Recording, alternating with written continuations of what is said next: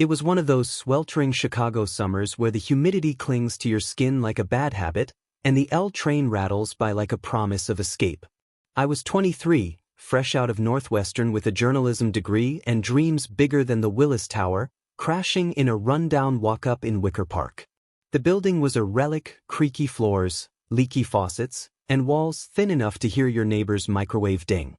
But it was affordable, or so I thought, until Mr. Harlan Vance, the slumlord extraordinaire, decided to play God with our lives. One sticky July evening in 2024, as I sipped iced tea on the fire escape, watching hipsters flock to the neighborhood bars, a eviction notice slapped under my door shattered my world. Rent hike, 50% effective immediately, it read, signed with his greasy flourish. Little did I know, this wasn't just greed, it was personal. Vance had a vendetta against tenants like me, young, vocal, and unwilling to be stepped on. What followed was a revenge so ingeniously woven, so perfectly timed, that it didn't just bite him back, it devoured his empire whole, forcing him to sell the building and flee the city in disgrace. Buckle up, because this isn't your average tenant tale, it's a masterclass in turning the tables on a tyrant. Let's rewind to the beginning, because every epic showdown has its origin story, rooted in the everyday grind of American urban life. I grew up in a sleepy suburb of Detroit, where my single mom worked double shifts at a factory to keep our modest house.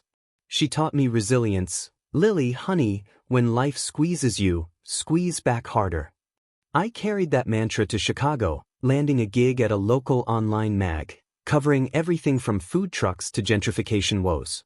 The apartment at 1427 North Milwaukee Avenue was my first taste of independence, a one-bedroom with vintage charm, shared with a rotating cast of roommates to split the $1,200 rent. Vance owned the whole block, 5 buildings, all pre-war beauties he'd inherited from his old man and let decay while pocketing profits. At first, he seemed harmless, a portly guy in his 50s with a comb-over and a perpetual scowl, driving a flashy Cadillac that screamed midlife crisis. He'd show up unannounced for inspections, leering a bit too long at us young women tenants. I'd catch him in the hallway, muttering about millennials ruining property values. But things turned sour when the neighborhood boomed. Tech startups moved in, craft breweries popped up, and suddenly Wicker Park was the next big thing. Vance saw dollar signs. He started with small hikes, then ignored repairs. No heat in winter, roaches in the kitchen. I organized a tenants group chat, rallying the 20-odd residents, artists, baristas, a retired teacher named Mrs. Gomez. We filed complaints with the city, but Vance laughed it off, his lawyer buddies burying them in red tape. The real betrayal hit like a Midwest tornado. In spring 2024, I uncovered his scheme while researching a story on housing inequality. Digging through public records at the Cook County Clerk's office, dusty files and online databases, I found Vance had been buying out neighboring properties under shell companies. His plan?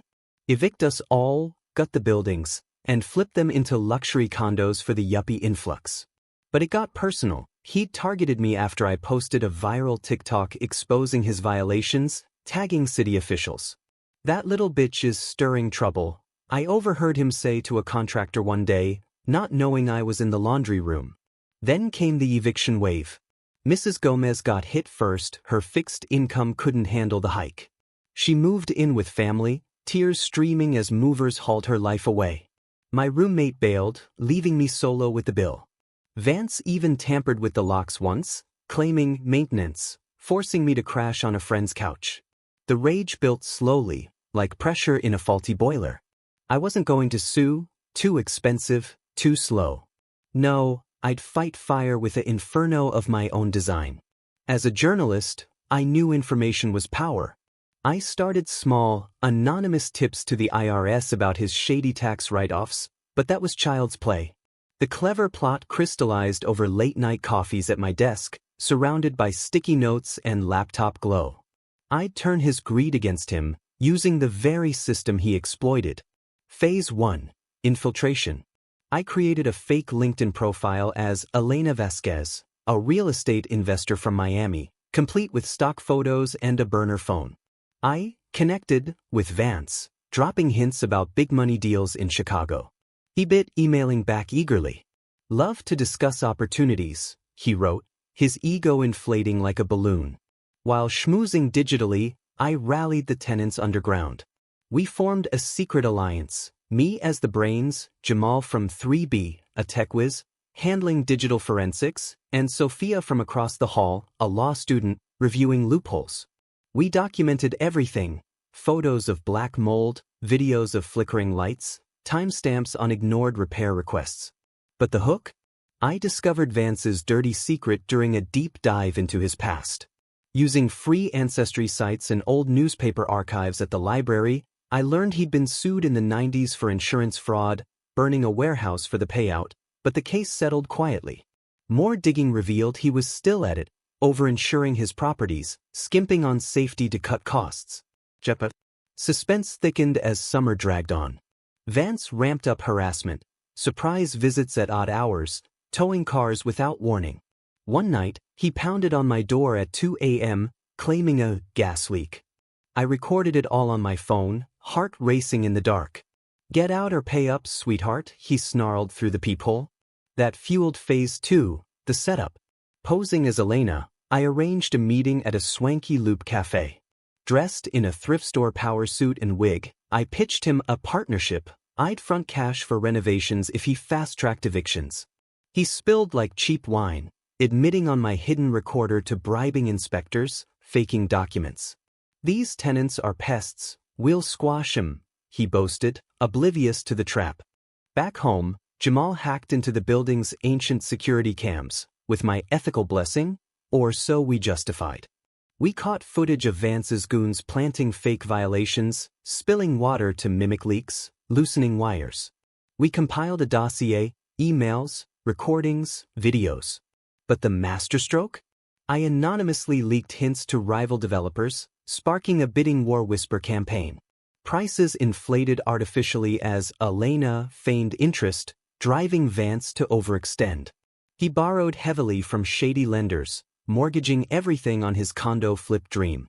The climax hit in September 2025, during Chicago's infamous architecture festival, crowds milling under skyscrapers, the air crisp with fall promise. Vance hosted an open house for investors at our building, touting luxury conversions. That's when I unleashed the storm. From a nearby coffee shop, I triggered the plan. Sophia filed an emergency injunction with the housing court, armed with our evidence.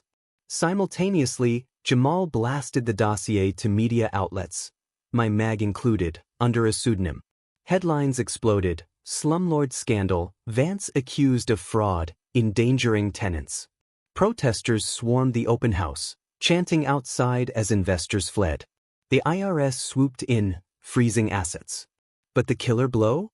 I, as Elena, backed out, publicly via a planted story, claiming I'd uncovered his fraud. His loans defaulted, creditors circled like vultures. Panic set in for Vance. He tried countersuing, but our ironclad proof, including that warehouse arson link, now revived by a cold case blogger I'd tipped, buried him. The city revoked his licenses, fines piled up like autumn leaves. Tenants stayed put, rents frozen by court order. In a desperate twist, Vance confessed in a tearful deposition, leaked of course, that he'd targeted me because my mom had worked for his dad decades ago, witnessing his early scams. She'd quit quietly, but he paranoidly saw me as her revenge proxy. Mind blown, it was generational. By December 2025, as snow blanketed the city, Vance sold the building to a non-profit co-op for pennies on the dollar. We tenants bought in, turning it into affordable artist lofts. He vanished to Florida, bankrupt and broken, his Cadillac repossessed. I parlayed the story into a book deal, Tenant's Revenge: How I Toppled a Slumlord Empire. Sitting in my renovated apartment, fairy lights twinkling over the skyline, I sip hot cocoa and smile. Revenge isn't about destruction, it's about justice, cleverly plotted. And in America's concrete jungles, sometimes the little guy, or girl, wins big. But remember, if your landlord pushes, push back smarter. The nightmare? It's his now, forever.